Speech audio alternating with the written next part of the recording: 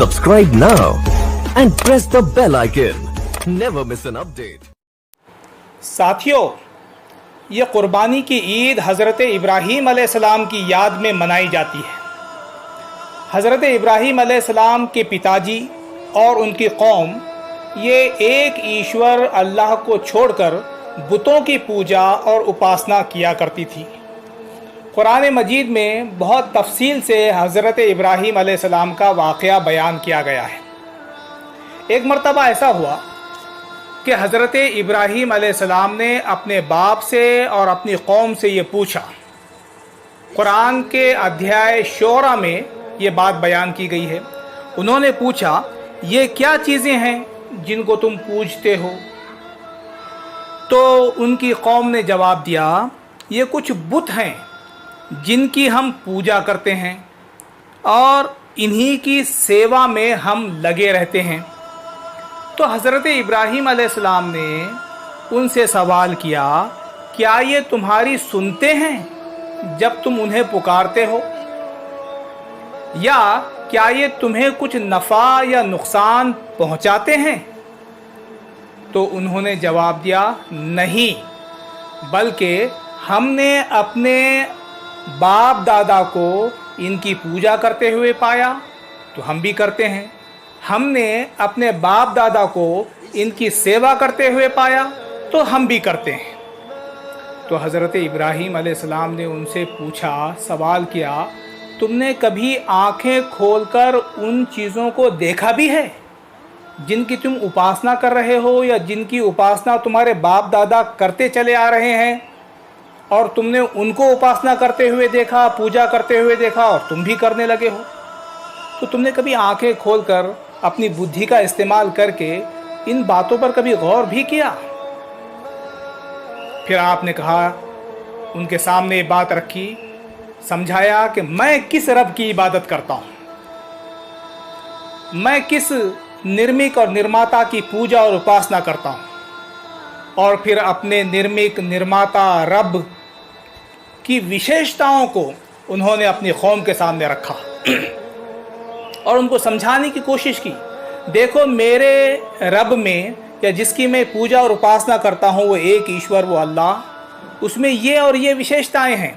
अब बताओ और गौर करो कि तुम जिसकी पूजा और उपासना करते हो उसमें क्या ये विशेषताएं हैं? तो उन्होंने पहली विशेषता रखी अल्लाह की, अपने रब की, कि मैं उस रब की इबादत करता हूँ जो सारे जहानों का पालनहार है। क्या ये विशेषता जिन चीज़ों की तुम पूजा करते हो उनमें है?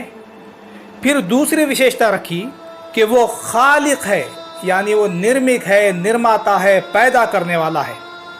अब ज़रा ये बताओ कि जिनकी तुम पूजा करते हो उन्होंने क्या पैदा किया है, उन्होंने क्या निर्माण किया है?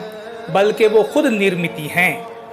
फिर तीसरी विशेषता रखी कि मैं जिसकी इबादत करता हूँ वो मेरा मार्गदर्शक है, वो मुझे सीधे रास्ते पर चलाता है, मेरा सीधे रास्ते की तरफ मार्गदर्शन करता है। फिर आपने चौथी विशेषता रखी कि जिसकी मैं पूजा और उपासना करता हूँ वो मेरा राज़िक है, वो मुझे खिलाता है, पिलाता है, उसने मेरे अंदर वो सलाहियतें रखी कि जिसके माध्यम से मैं कमाता हूँ, खाता हूँ और पीता हूँ। फिर आपने पांचवी विशेषता ये रखी कि मैं उस रब की इबादत करता हूँ जो मुझे, अगर मैं बीमार पड़ जाता हूँ तो मुझे शिफा देता है,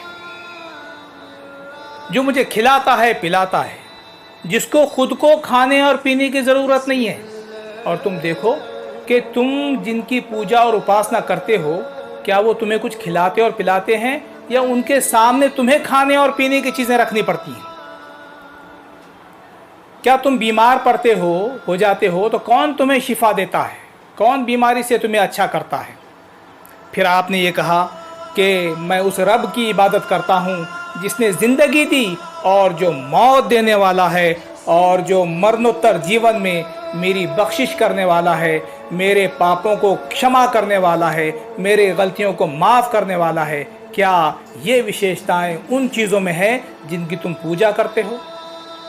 हज़रत इब्राहीम अलैहिस्सलाम ने अपने पिताजी के सामने और अपनी कौम के सामने जो सवालात उठाए हैं वो बहुत गौर करने वाले सवालात हैं। हमें अपने बुद्धि का उपयोग करके उन प्रश्नों पर ज़रूर गौर करना चाहिए जो कुरान के माध्यम से हमारे सामने आते हैं, हज़रत इब्राहीम अलैहिस्सलाम के वाक़ये के माध्यम से हमारे सामने आते हैं, और हमको भी सीधा रास्ता, सत्य मार्ग अपनाना चाहिए, उस पर गौर करना चाहिए, क्योंकि बहुत ज़रूरी है।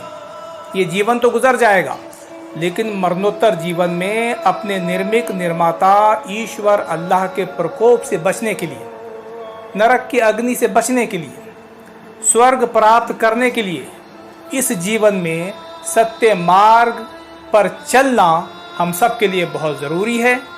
उम्मीद करता हूँ कि हज़रत इब्राहीम अलैहिस्सलाम ने जो सवालात उठाए हैं, जो विशेषताएं आपने प्रस्तुत की हैं अपने रब की, अपने निर्मिक और निर्माता की, उस पर हम सब ज़रूर गंभीरता के साथ विचार करेंगे। बहुत बहुत शुक्रिया।